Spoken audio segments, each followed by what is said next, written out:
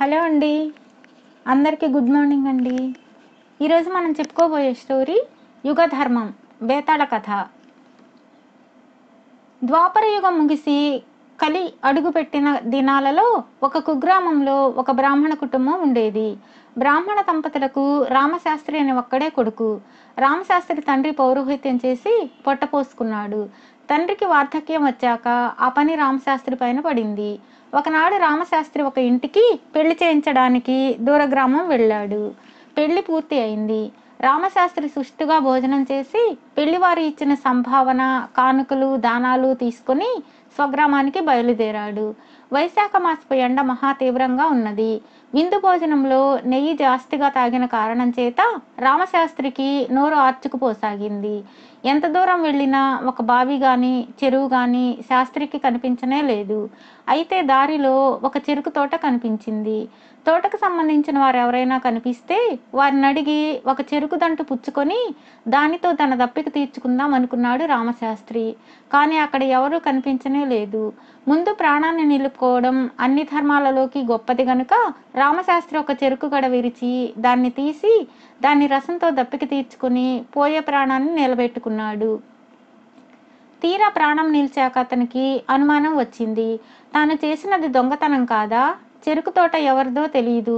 ఒక చెరుకు గడ విరిచి తిని తాను తోటగల వారికి కొంత నష్టం కలిగించాడు. కనీసం చెరుకు గడ విలువ తాను ఇచ్చుకోవడం తన విధి. ఇలా అనుకుని రామశాస్త్రి ఒక రాగి మాడ చెరుకు మోడు మీద ఉంచి తిరిగి తన దారి పట్టాడు. ఇదంతా అదృశ్యంగా ఉండి గమనించిన కలిపురుషుడు ఒక అస్పృశ్యుడి రూపం ధరించి రామశాస్త్రి వెనకనే నడిచి రాసాగాడు. ఇది గమనించని రామశాస్త్రి ఇంటికి చేరుకుని కాళ్ళు కడుక్కునేందుకు నీళ్లు తెమ్మని తల్లిని కేక వేశాడు. తల్లి చెంబుతో నీళ్లు తెచ్చి తన కొడుకు వెనకనే నిలబడి ఉన్న కలిపురుషుని చూసి వాడెవడ్రా అని రామశాస్త్రిని అడిగింది. రామశాస్త్రి వెనక్కి తిరిగి కలిపురుషుణ్ణి చూసి ఆశ్చర్యపోయాడు. వాడు తన వెనక ఎందుకు వచ్చాడో అతనికి అర్థం కాలేదు.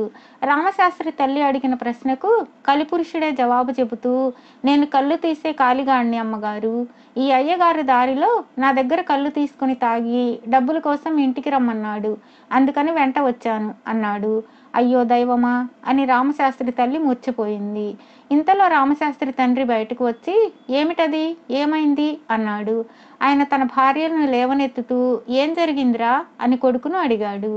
రామశాస్త్రి నోరు మెదిపే లోపలే కలిపురుషుడు ఆయన్నేం అడుగుతారు, నన్ను అడగండి చెబుతా అంటూ ముందు చెప్పిన మాటే చెప్పాడు. రామశాస్త్రి తండ్రి మండిపడి నా కొడుకేమిటి, కళ్ళు తాగడం ఏమిటి, నువ్వే తాగి వచ్చి ఏదో పేలుతున్నావు అన్నాడు.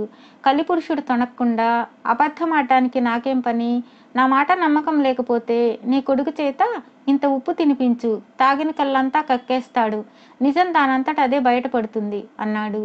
తండ్రి లోపలికి వెళ్ళి ఇంత ఉప్పు తెచ్చి రామశాస్త్రి చేత తినిపించాడు.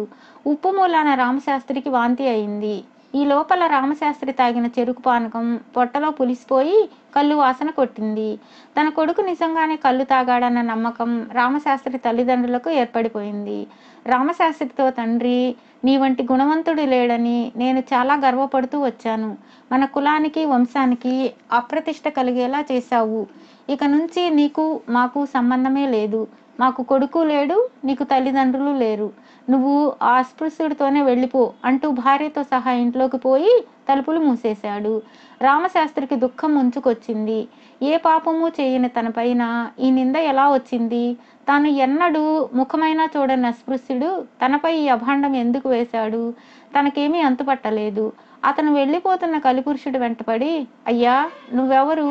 నేను కళ్ళు తాగానని నా తల్లిదండ్రులతో ఎందుకు అబద్ధం చెప్పావు? నేను నీకేం ద్రోహం చేశాను?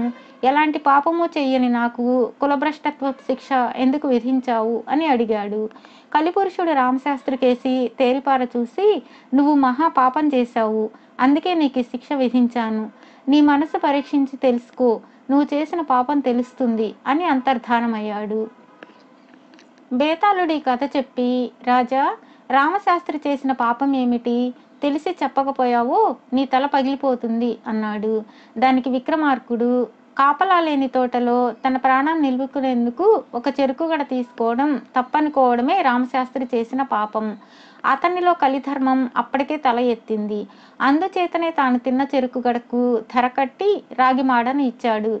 ఇలాంటి ధర్మము, ఆస్తి హక్కులు ద్వాపరంలో లేవు. రామశాస్త్రిలో ముందే కలి ప్రవేశించి ఉండడం చేత కలిపురుషుడు అతన్ని శిక్షించగలిగాడు అన్నాడు. రాజుకి ఈ విధంగా మౌనభంగం కలగగానే బేతాళుడు శవంతో సహా మాయమై తిరిగి చెట్టెక్కాడు.